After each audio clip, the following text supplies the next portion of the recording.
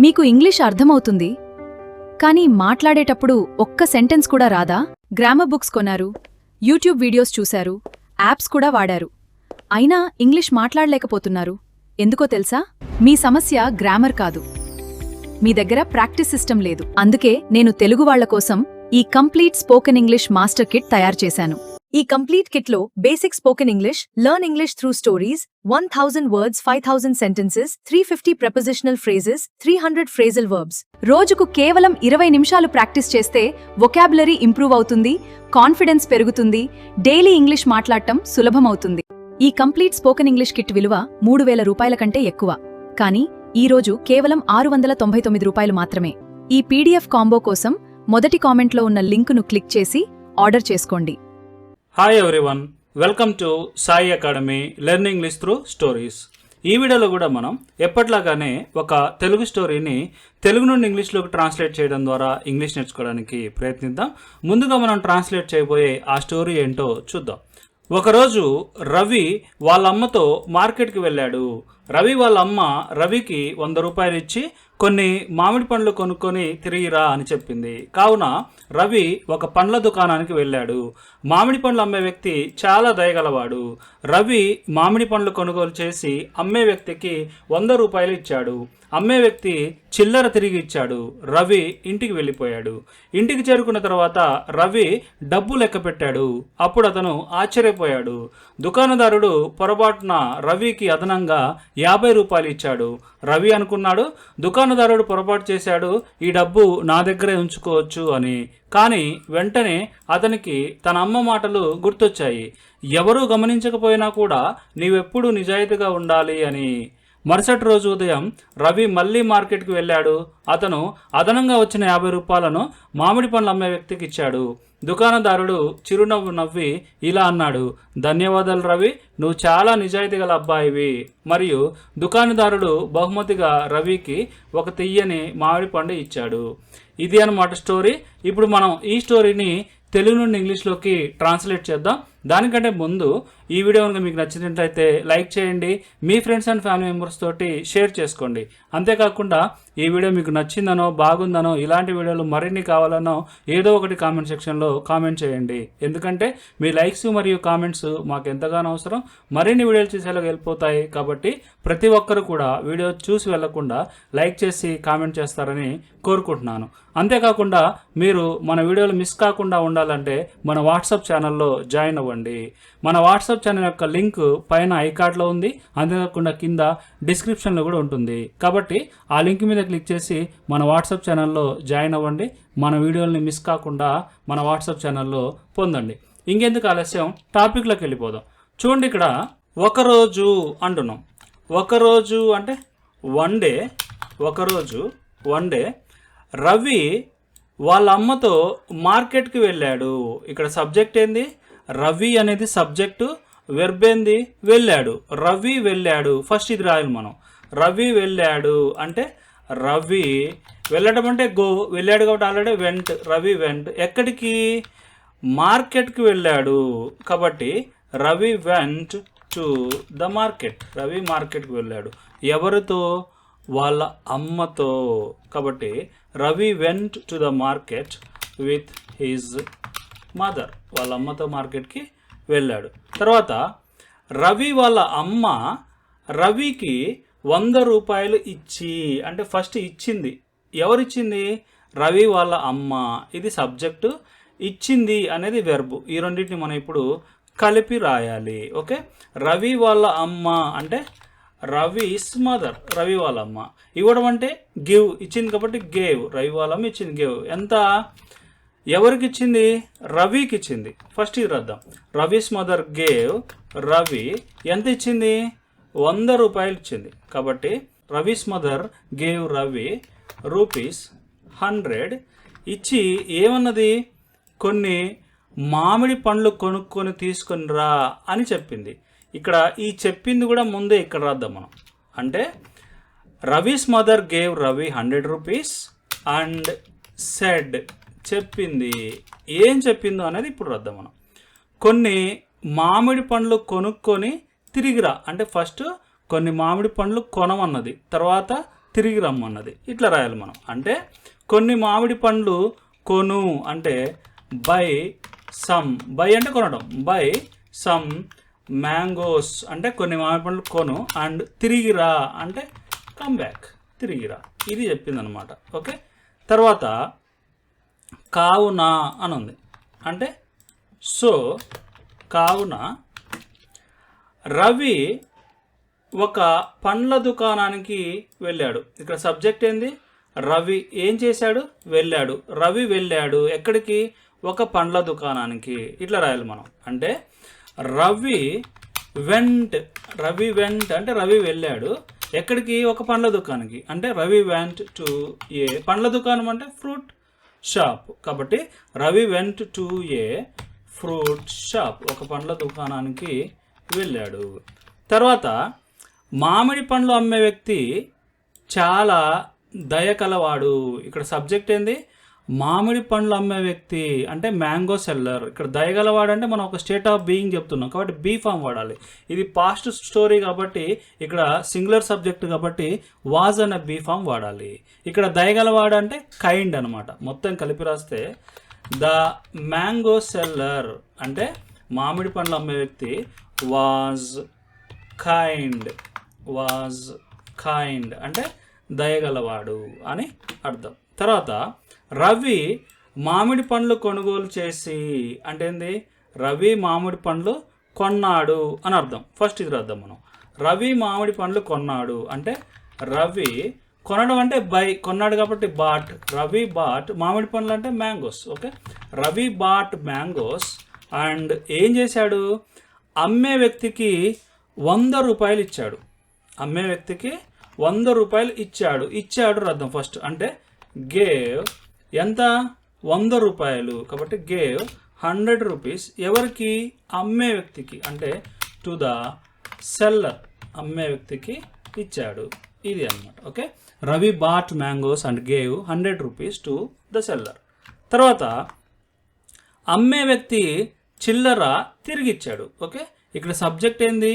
అమ్మే వ్యక్తి అనేది సబ్జెక్టు, తిరిగిచ్చాడు అంటే రిటర్న్ చేశాడు. ఇది వెర్బ్ అనమాట. ఈ రెండు కలిపి రాయాలి. ఓకే, అమ్మే వ్యక్తి తిరిగిచ్చాడు అంటే ద సెల్లర్ రిటర్న్ అంటే తిరిగిచ్చాడు, రిటర్న్డ్. ఓకే, అమ్మే వ్యక్తి తిరిగిచ్చాడు అంటే ద సెల్లర్ రిటర్న్ ఏమిచ్చాడు? చిల్లర. చిల్లర అంటే చేంజ్, కాబట్టి the seller returned the change, చిల్లరను తిరిగిచ్చాడు. తర్వాత రవి ఇంటికి వెళ్ళిపోయాడు అంటే రవి వెంట్ టు హోమ్. ఇక్కడ మనం ఏ ప్లేస్కి చెప్పినా సరే మనం టు వాడచ్చు, కానీ ఇల్లు గురించి చెప్పేటప్పుడు మనం టు అని వాడాల్సిన అవసరం లేదు కాబట్టి టు తీసేద్దాం. ఓకే, రవి వెంట్ హోమ్ అంతే.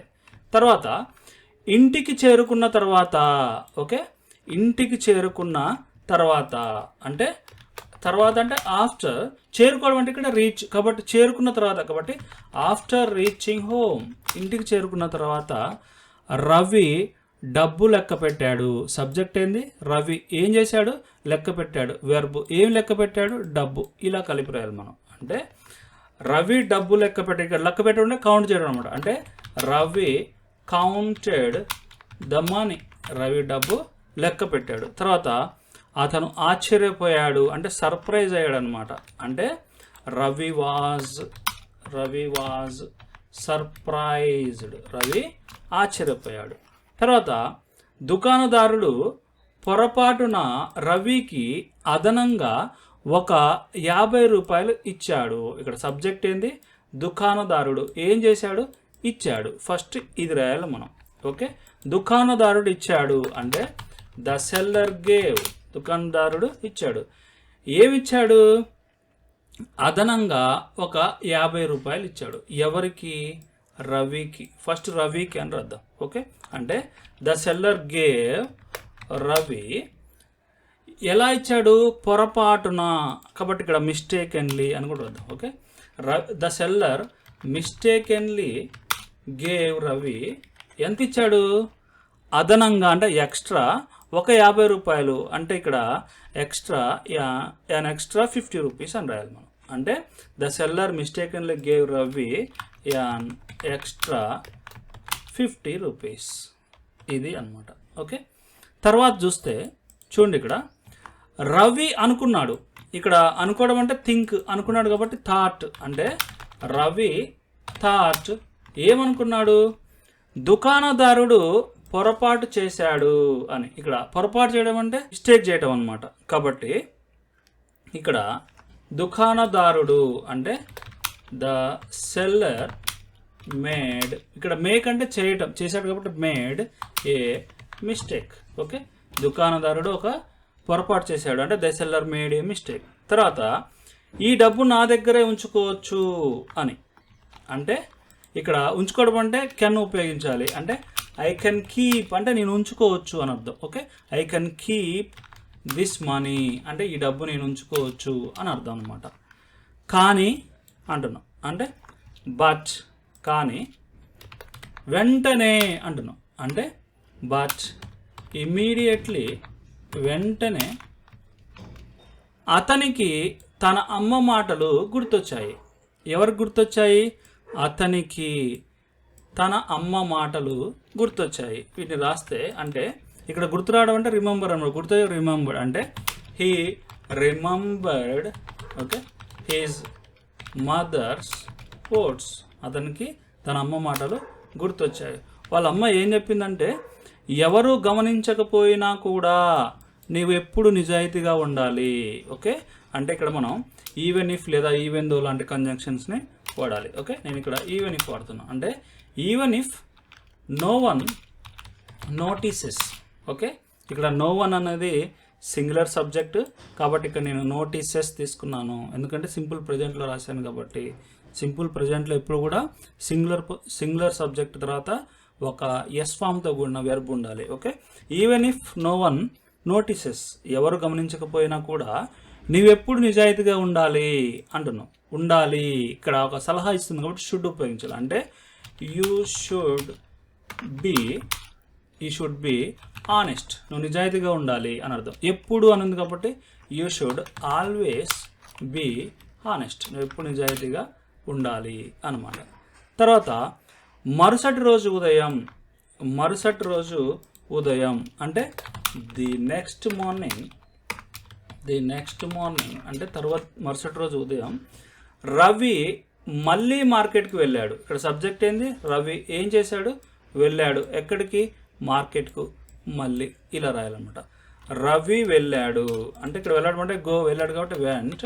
Okay, Ravi went to the market, Ravi మార్కెట్కి వెళ్ళాడు. మళ్ళీ కాబట్టి అగైన్ రవి మళ్ళీ మార్కెట్కి వెళ్ళాడు. అతను అదనంగా వచ్చిన 50 రూపాయలను మామిడి పండ్లు అమ్మే వ్యక్తికి తిరిగిచ్చాడు. ఇక్కడ సబ్జెక్ట్ ఏంది? అతను ఏం చేశాడు? తిరిగిచ్చాడు. ఈ రెండింటిని కలిపి రాయాలి. ఓకే, అతను తిరిగిచ్చాడు అంటే హీ రిటర్న్డ్, అతను తిరిగిచ్చాడు. ఏమి రిటర్న్ చేశాడు అంటే అదనంగా వచ్చిన 50 రూపాయలను అంటే ఎక్స్ట్రా 50 రూపీస్ అనమాట. అంటే he returned the extra 50 rupees ఎవరికి? మామిడి పండ్లు అమ్మే వ్యక్తికి. అంటే to the mango seller. Okay, he return the extra 50 rupees to the mango seller. తర్వాత దుకాణదారుడు చిరునవ్వు నవ్వి ఇలా చెప్పాడు. ఫస్ట్ ఏం చేశాడు దుకాణదారుడు? సబ్జెక్టు చిరునవ్వు నవ్వాడు. చిరునవ్వు నవ్వడం స్మైల్ అనమాట. స్మైల్ చేసి తర్వాత అన్నాడు. ఇలా రాయాలి మనం. అంటే the seller smiled and said అంటే ఆ దుకాణదారుడు నవ్వి అన్నాడు. ఏమన్నాడు? ఇలా అన్నాడు అని కాబట్టి లైక్ దిస్, ఇది కూడా ఇలా అన్నాడు. ఆ అన్న విషయం ఏంటంటే ధన్యవాదాలు రవి అంటే thank you Ravi. Thank you Ravi అంటే ధన్యవాదాలు రవి. నువ్వు చాలా నిజాయితీ గల అబ్బాయివి అంటే నువ్వు ఒక హానెస్ట్ పర్సన్వి అని చెప్తున్నమాట. అంటే you are a very honest boy, నువ్వు ఒక నిజాయితీ గల అబ్బాయివి. అప్పుడు అంటున్నావు అంటే దెన్, అప్పుడు దుకాణదారుడు బహుమతిగా రవికి ఒక తియ్యని మామిడి పండు ఇచ్చాడు. ఇక్కడ సబ్జెక్ట్ ఏంది? దుకాణదారుడు ఏం చేశాడు? ఇచ్చాడు. ఈ రెండింటిని మనం కలిపి రాయాలి. ఓకే, దుకాణదారుడు అంటే ద సెల్లర్ గేవ్ ఏమిచ్చాడు, ఎవరికి ఇచ్చాడు, రవికి. ఫస్ట్ అర్థం, ద సెల్లర్ గేవ్ రవి ఏమిచ్చాడు, ఒక తీయని మామిడి పండు అంటే ఏ స్వీట్ మ్యాంగో, ఒక తీయని మామిడి ఎవరికి, రవికి. అది కూడా రాసాం. ఎలా ఇచ్చాడు, బహుమతిగా అంటున్నాం, అంటే యాజ్ ఏ గిఫ్ట్, బహుమతిగా ఇచ్చాడు. Okay, then the seller gave Ravi a sweet mango as a gift. ఇది అన్నమాట. ఒకసారి స్టోరీ అంతటిని చూస్తే చూడండి ఇక్కడ. వన్ డే, ఒకరోజు, Ravi went to the market with his mother. Ravi వాళ్ళ అమ్మతోటి మార్కెట్కి వెళ్ళాడు. రవిస్ మదర్ గేవ్ రవి అంటే రవి వాళ్ళ అమ్మ రవికి ఇచ్చింది. ఏమిచ్చింది, 100 రూపీస్, 100 రూపాయలు ఇచ్చింది. అండ్ సెడ్, మరి చెప్పింది, ఏం చెప్పింది, by some mangoes and come back, కొన్ని మామిడి పండ్లు కొనుక్కొని తిరిగిరా అని చెప్పింది. తర్వాత Ravi went to A fruit shop. Ravi ఒక ఫ్రూట్ షాప్కి వెళ్ళాడు. The mango seller was kind. ఆ ఫ్రూట్స్ అమ్మే వ్యక్తి అంటే ఆ మామిడి పండ్లు అమ్మే వ్యక్తి చాలా దయగల వ్యక్తి అనమాట. Ravi bought mangoes. రవి మామిడి పండ్లు కొన్నాడు. And gave 50 rupees to the seller అంటే ఆ దుకాణదారుడికి అంటే ఆ అమ్మే వ్యక్తికి 100 రూపాయలు ఇచ్చాడు. The seller return the change. ఆ అమ్మే వ్యక్తి చిల్లర్ను తిరిగి ఇచ్చాడు. Ravi went home. రవి ఇంటికి తిరిగి వెళ్ళాడు. ఆఫ్టర్ రీచింగ్ హోమ్, ఇంటికి చేరుకున్న తర్వాత Ravi counted the money. Ravi డబ్బును లెక్క పెట్టాడు. Ravi was surprised. రవి ఆశ్చర్యపోయాడు. ద సెల్లర్ మిస్టేకన్లీ గేవ్ అంటే ఆ అమ్మే వ్యక్తి పొరపాటున ఇచ్చాడు. రవి అంటే రవికి ఎంత, an extra 50 రూపీస్ అంటే ఒక 50 రూపాయలని ఎక్కువగా ఇచ్చాడనమాట. తర్వాత రవి థాట్. రవి అనుకున్నాడు. The seller made A mistake. ఆ అమ్మే వ్యక్తి పొరపాటు చేశాడు. I can keep this money. ఈ డబ్బు నేను ఉంచుకోవచ్చు అని అనుకున్నాడు. బట్ కానీ ఇమీడియట్లీ వెంటనే he remembered his mother's words. అతను తన తల్లి యొక్క మాటలను గుర్తు తెచ్చుకున్నాడు. Even if no one notices. ఏ ఒక్కరూ కూడా గమనించకపోయినప్పటికీ you should always be honest. నువ్వు ఎప్పుడు కూడా నిజాయితీగా ఉండాలి అని వాళ్ళమ్మ చెప్పిన మాటలను గుర్తు తెచ్చుకున్నాడు. ద నెక్స్ట్ మార్నింగ్ అంటే మరుసటి రోజు ఉదయం Ravi went to the market again. Ravi మళ్ళీ మార్కెట్కి వెళ్ళాడు. He return the extra 50 rupees to the mango seller. అతను ఆ మామిడి పండ్ల అమ్మే వ్యక్తికి 50 రూపాయలు అంటే అదనంగా వచ్చిన 50 రూపాయలను తిరిగిచ్చాడు. The seller smiled and said like this. ఆ అమ్మే వ్యక్తి నవ్వి ఇలా చెప్పాడు, థ్యాంక్ యూ రవి, ధన్యవాదాలు రవి. యు ఆర్ ఏ, ఇక్కడ యువర్ అని ఉంది కానీ యువర్ కాదు, you. Okay, yeah, you are a very honest boy. నువ్వు ఒక నిజాయితీ గల వ్యక్తివి. దెన్ అప్పుడు ద సెల్లర్ గేవ్ రవి. ఆమె వ్యక్తి రవికి ఇచ్చాడు ఏ స్వీట్ మ్యాంగో అంటే ఒక తీయని మామిడి పండు యాజ్ ఎ గిఫ్ట్ అంటే ఒక బహుమతిగా. ఓకే, ఇది అన్నమాట స్టోరీ. ఈ స్టోరీ మీ అందరికీ నచ్చింది అనుకుంటున్నాను. ఈ వీడియో కనుక మీకు నచ్చితే లైక్ చేయండి, మీ ఫ్రెండ్స్ అండ్ ఫ్యామిలీ మెంబర్స్ తోటి షేర్ చేసుకోండి. అంతేకాకుండా ఈ వీడియో మీకు నచ్చిందనో బాగుందనో ఇలాంటి వీడియోలు మరిన్ని కావాలనో ఏదో ఒకటి కామెంట్ సెక్షన్లో కామెంట్ చేయండి. Thank you very much for watching Sai academy.